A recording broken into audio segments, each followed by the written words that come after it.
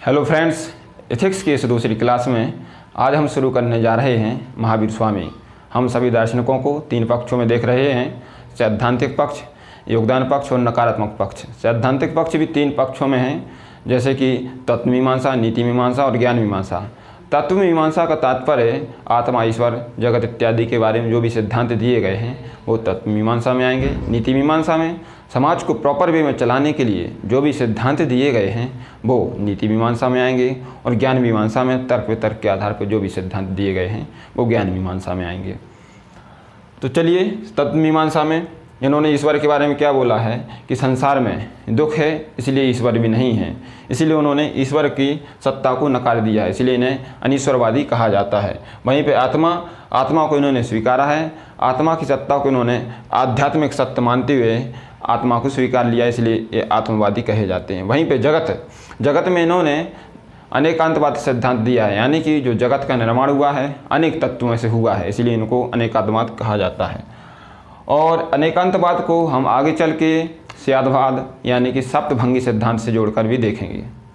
नीति मीमांसा, जैसा कि हमने गौतम बुद्ध के बारे में देखा था कि उन्होंने अपना समस्त दर्शन दुख के इर्द गिर्द दिया था, उसी प्रकार से महावीर स्वामी ने अपना समस्त दर्शन बंधन के इर्द गिर्द दिया है। उन्होंने बोला है कि बंधन है, बंधन का निवारण भी, निवारण का मार्ग भी है। तो बंधन क्यों है?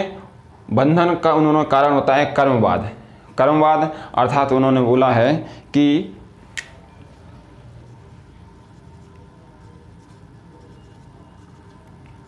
कर्म फल अवश्य मिलता है और उस कर्म फल के ही कारण इंसान बंधनों में बंधा रहता है, तो इसलिए बंधन का कारण क्या है? कर्मवाद। वहीं पे निवारण क्या बताया उन्होंने? कैवल्य। कैवल्य यहाँ पर मोक्ष का समानार्थी है। तो जब व्यक्ति कैवल्य को प्राप्त कर लेता है तो बंधनों से मुक्त हो जाता है। कैवल्य की प्राप्ति के लिए इन्होंने एक प्रक्रिया बताई है जिसमें 9 चरण हैं, वो एक एक करके हम देख लेते हैं।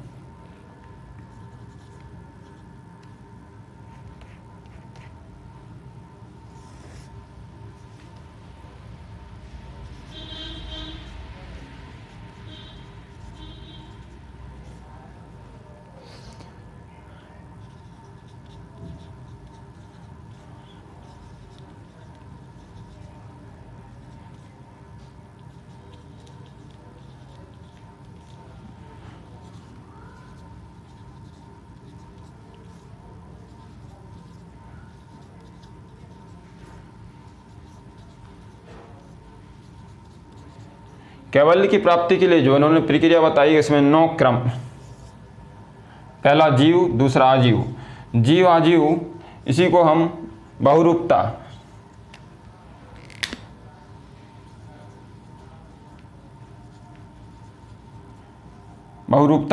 के सिद्धांत से जोड़ के देखेंगे। और इसी बहुरूपता के आधार पर जो अनेक तत्व सिद्धांत दिया है जीव आजीव, यहाँ पे जो अनेकांतवाद है वही बहुरूपता से संबंधित होगा, और स्यादवाद और सप्तभंगी सिद्धांत से भी देखेंगे। और तीसरा हमारा आश्रव, चौथा बंधन, 5वां संबर, 6वां निर्जरा, 7वां कैवल्य, 8वां पुण्य, 9वां पाप। तो यहाँ पर जो तीसरे से लेकर 7वें तक है, यानी कि आश्रव, बंधन, संबर, निर्जरा, कैवल्य, इन 5 क्रमों को पूरा करने पे इंसान कैवल्य को प्राप्त कर लेता है। यहाँ पर आश्रव का तात्पर्य ये है कि कर्म फल इंसान की ओर बहते हैं। जब इंसान की ओर कर्म फल बहते हैं तो वो कर्मों में बंध जाता है। और ये जो दूसरा बंधन है, यानी कि कर्म फल जब इंसान की ओर बहेंगे तो बंधनों में बंध जाएगा। तीसरा है कि जो पुराने कर्म फल हैं उनकी इंसान को सफाई करना है, तो वो संबर के अंतर्गत आएगा। चौथा है निर्जरा। निर्जरा में जो नए कर्म फल हैं उनको अपनी ओर बहने से इंसान रोकेगा तो निर्जरा की स्थिति में पहुंच जाएगा। और जब नए कर्म फल इंसान की ओर आना बंद हो जाएंगे तो वो कैवल्य की स्थिति में पहुंच जाएगा, अर्थात मोक्ष को प्राप्त कर लेगा। और वहीं पर जो लास्ट में पुण्य और पाप हैं, इसके लिए इन्होंने संथारा,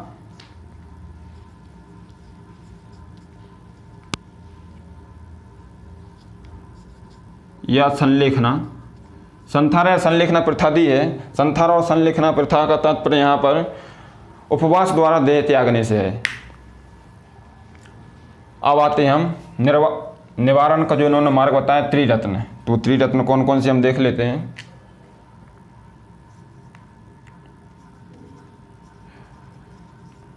सम्यक दृष्टि,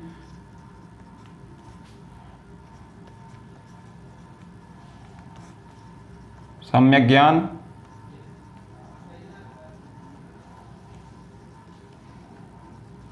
सम्यक आचरण।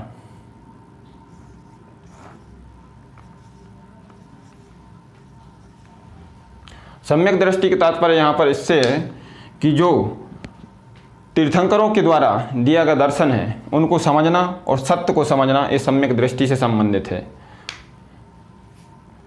सम्यक ज्ञान का तात्पर्य यहाँ पर सत्य असत्य का भेद समझना सम्यक ज्ञान से है, और जो आगमों के कथन हैं उनको समझना सम्यक ज्ञान में आता है।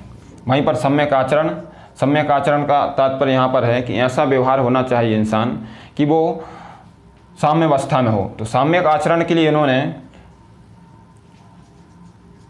व्रत बताए हुए हैं। तो व्रत क्या है? व्रत दो प्रकार के हैं।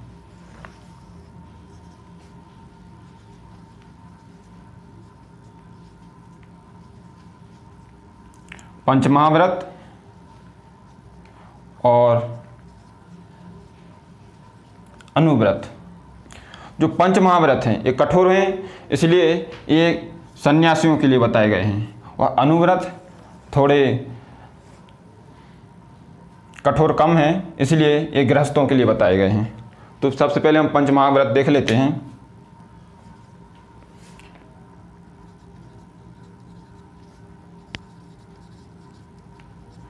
सत्य, अहिंसा, अस्तेय, अपरिग्रह,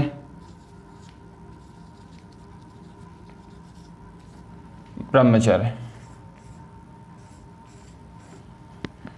सत्य, सत्य अर्थात सदा सत्य बोलने के लिए उन्होंने सत्य को तीनों स्तर पर बताया है, यानी कि मन, वचन, कर्म, इन तीनों स्तर पर इंसान को सत्य बोलना चाहिए। अहिंसा, अहिंसा भी मन, वचन और कर्म, इन तीनों स्तर पर इंसान को हिंसा नहीं करना चाहिए, यानी कि हिंसा का तात्पर्य यहाँ पर किसी भी जीव को दुख नहीं देना है, वो हिंसा के अहिंसा के अंतर्गत आएगा। तीसरा है अस्तेय। अस्तेय का सामान्य अर्थ होता है चोरी, लेकिन यहाँ पर व्यापक अर्थ क्या है कि दूसरे की संपत्ति या साधनों को उनकी इजाज़त के बगैर ग्रहण ना करना, वो अस्तेय में आएगा। और चौथा है हमारा अपरिग्रह। अपरिग्रह जो संसाधन हैं उन संसाधनों का एकत्रण इतना ही होना चाहिए कि इंसान का जीवन प्रॉपर वे में चलता रहे, यानी कि संसाधनों का एकत्रण आवश्यकता से अधिक नहीं होना चाहिए, वो अपरिग्रह में आएगा। और ब्रह्मचर्य, ये ब्रह्मचर्य जो पंचमहाव्रत है ये सन्यासियों के लिए है, तो यहाँ पर ब्रह्मचर्य काफ़ी कठोर अवस्था में है। यहाँ पर स्त्रियों से दूरी बनाने के लिए कहा गया है, और मन, वचन, कर्म तीनों स्तर पर ब्रह्मचर्य का पालन करने के लिए कहा गया है। वहीं पर अनुव्रत क्या है? अनुव्रत ये गृहस्थों के लिए बताए गए हैं ताकि वो एक एथिक्स को फॉलो कर सकें। तो अनुव्रत के लिए एक जैन में धर्म होता है, धार्मिक पर्व होता है, माफ़ी चाहूँगा,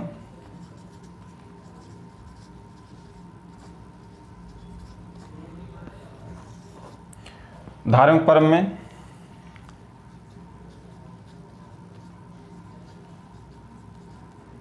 दस लक्षण, एक 10 लक्षण वाला धार्मिक पर्व होता है, उसमें अनुव्रत की प्रैक्टिस कराई जाती है गृहस्थों के लिए। तो वो 10 लक्षण क्या क्या हैं हम देख लेते हैं।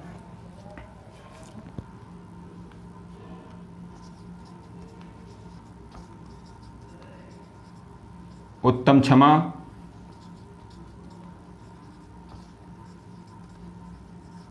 उत्तम मार्जव,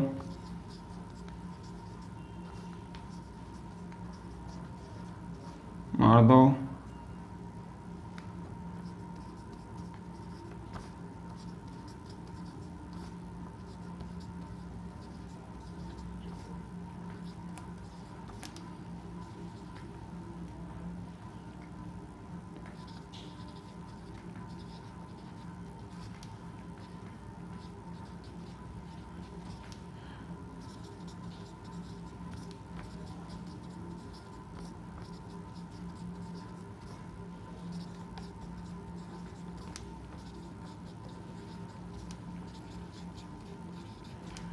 पहला क्या है? उत्तम क्षमा, दूसरा उत्तम मार्जव, तीसरा उत्तम मार्दव, चौथा उत्तम सोच, पांचवा उत्तम संयम, छठवां उत्तम सत्य, सातवां उत्तम तप, आठवां उत्तम अकिंचन, नौवां उत्तम त्याग और एक 10वां है अपना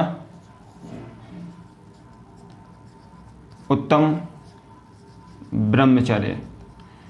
यानी कि अनुव्रत में क्या रहता है कि जैनों में एक धार्मिक पर्व होता है जिसका नाम है 10 लक्षण। उस 10 लक्षण में 10 चीज़ों की प्रैक्टिस कराई जाती है ताकि समाज एक एथिक्स को फॉलो कर सके, जिससे समाज प्रॉपर वे में चल सके। वो हमारा 10 लक्षणों में आएगा। जैसा कि यहाँ पे हमने देखा था कैवल्य को प्राप्त करने के लिए जो 5 प्रक्रिया बताई थी, आश्रव, बंधन, संवर, निर्जरा और कैवल्य। जब 5 प्रक्रिया को पूरा कर लेता है इंसान, तो जब वो कैवल्य को प्राप्त करता है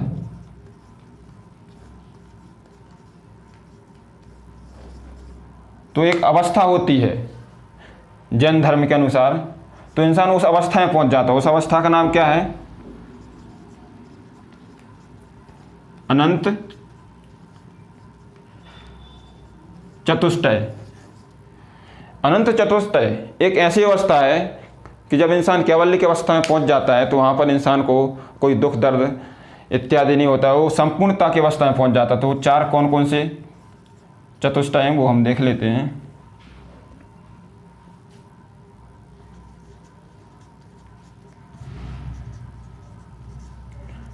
अनंत दर्शन, अनंत ज्ञान, अनंत वीर, अनंत सुख। यानी कि जब इंसान कैवल्य को प्राप्त कर लेता है तो अनंत चतुष्टय की अवस्था में पहुंच जाता है और उसको क्या अनंत दर्शन प्राप्त हो जाता है, अनंत ज्ञान प्राप्त हो जाता है, अनंत वीर अर्थात साहस और बल प्राप्त हो जाता है और अनंत सुख प्राप्त हो जाता है। यानी कि इंसान संपूर्णता की अवस्था में पहुंच जाता है। तो इस तरीके से हमारा नीति मीमांसा संपूर्ण हुआ। अब देखते हैं ज्ञान मीमांसा। ज्ञान मीमांसा में स्यादवाद जिसको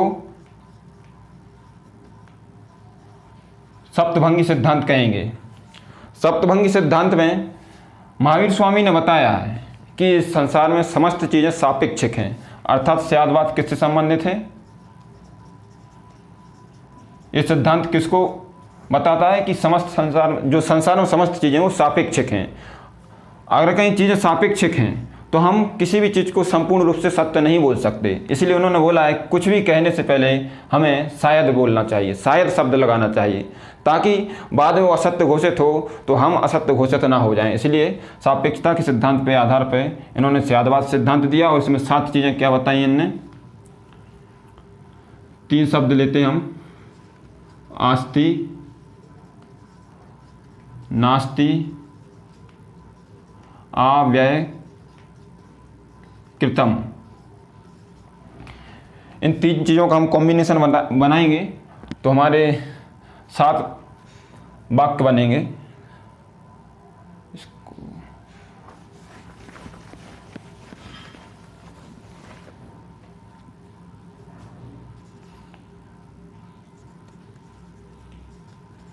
स्याद आस्ति च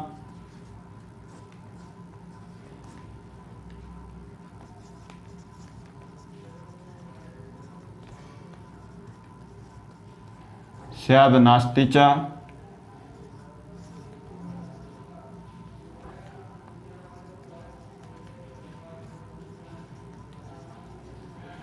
स्याद आस्ति च नास्ति च।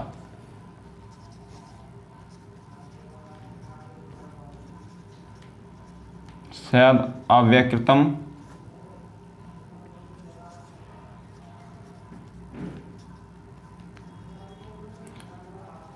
स्याद अव्यकृतम च नास्ति च।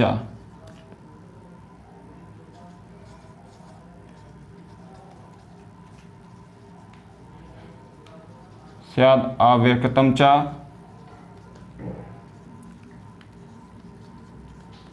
आस्ति च। और 7वां हमारा क्या रहेगा? तीनों शब्द आ जाएंगे। स्याद् अव्यकृतं च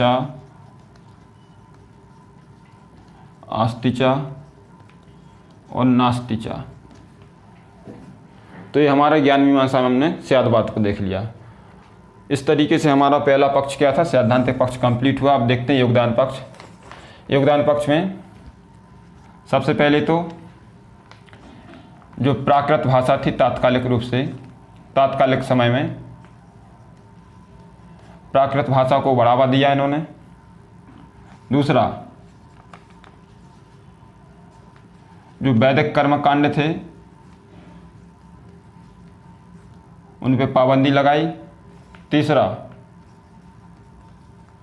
अस्तेय के द्वारा जो समाज में चोरी होती उस पर लगाम लगाया। चौथा है अपरिग्रह। अपरिग्रह जो संसाधनों का एकत्रण है, अमीरी गरीबी है, उस पर भी कहीं ना कहीं ये पाबंदी लगा देता है।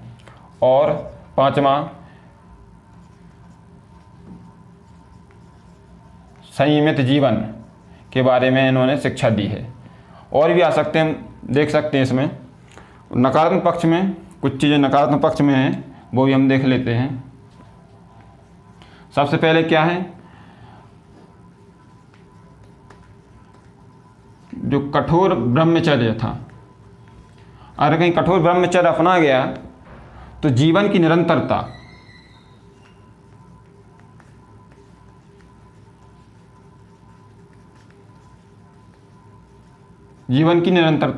बाधित हो सकती है। और दूसरा नकारात्मक पक्ष हम क्या देख सकते हैं, जो कठोर अहिंसा बताई इन्होंने। कठोर अहिंसा अपनाएंगे तो कृषि कार्य कर ही नहीं पाएंगे, क्योंकि इन्होंने सूक्ष्म जीव को भी मारने से इनकार किया हुआ है। तो कृषि कार्य नहीं कर पाएंगे तो जो समाज के लिए भोजन की व्यवस्था होती है वो भी नहीं हो पाएगी। तो हमारा महावीर स्वामी कंप्लीट हुआ। हम आगे के लेक्चर में फिर मिलेंगे एक नए दार्शनिक के साथ। Thank you everyone.